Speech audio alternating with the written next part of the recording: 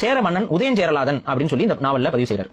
சேர மன்னனாக பாரியோட சண்டை போட்ட மன்னன் வந்து உதயஞ்சேரலாதன். ஆனா உதயஞ்சேரலாதன் பாரிக்கு முந்தியவர், காலத்தால் முந்தியவர், ஒரு நூற்றாண்டு முந்தியவர், 100 years முந்தியவர். அவரை கொண்டு வந்து பாரியோட சண்டை போட்டாருன்னு சொல்றது வந்து அப்ப இவருக்கு தெரிஞ்ச மன்னர் சேர மன்னர் யார், உதயஞ்சேரலாதன் போட்டுருவோம் அப்படின்னு எழுதினதுதான். சோ உதயஞ்சேரலாதன் பாரியுடைய சமகாலத்தவர் கிடையாது.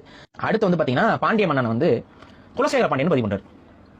குலசேகர பாண்டியன் வந்து கிபி 13, கிமு எங்க இருக்குது, கிபி எங்க இருக்குது, கிபி 13 பிற்காலம் குலசேகர பாண்டியன். குலசேகர பாண்டியன் ஒரு மன்னர் கொண்டு வந்து அந்த குலசேகர பாண்டியன் தான் வந்து பாரியோட சண்டை போட்டாருன்னு. அப்ப அதுவும் மிக மிக மிஸ்லீட் பண்ற ஒரு விஷயம். ஆக்சுவலா பாரியோட சமகாலத்து பாண்டியர் யாருன்னு பாத்தீங்கன்னா தலையாலங்கானத்து செருவென்ற பாண்டியன் நெடுஞ்செழியன். இவர் தான் தலையாலங்கானத்து செருவென்ற பாண்டியன் நெடுஞ்செழியன். இவர் தான் பாரியுடைய சமகாலத்தில் இருந்த பாண்டிய மன்னர். சோ பாண்டிய மன்னர் பாரியோட சண்டை போட்டு இருக்கிறதாக இருக்கும் பட்சத்தில் அவர் வந்து இவரா தான் இருந்திருக்கணும். இது ஒண்ணு பிடிச்சிருக்கீங்க. சோழ மன்னன் கரெக்டா போடுவீங்கன்னு பார்த்தா அதுலயும் தப்பு. கோச்செங்கண்ணன் வந்து பாரியோட சண்டை போட்டாருன்னு. கோச்செங்கண்ணனும் பிற்காலம், அது 3ஆம் நூற்றாண்டுக்கு பின்னாடி வரவர். சங்க காலத்திலே கோச்செங்கண்ணன் வரமாட்டார். சங்க காலத்திலே வரமாட்டார் கோச்செங்கண்ணன். சோழ மன்னன் தான், ஆனா சங்க காலத்திலே கிடையாது. பாரி சங்க காலம், சங்க காலம் இல்லாத ஒரு காலம். அதாவது சங்க முடிவு பெற்ற காலத்துல வரக்கூடிய செங்கண்ணனை சங்க காலத்து பாரியோட போர் செஞ்ச மன்னன் சோழ மன்னன் படி வச்சிருக்காரு. அதுவும் தப்பு.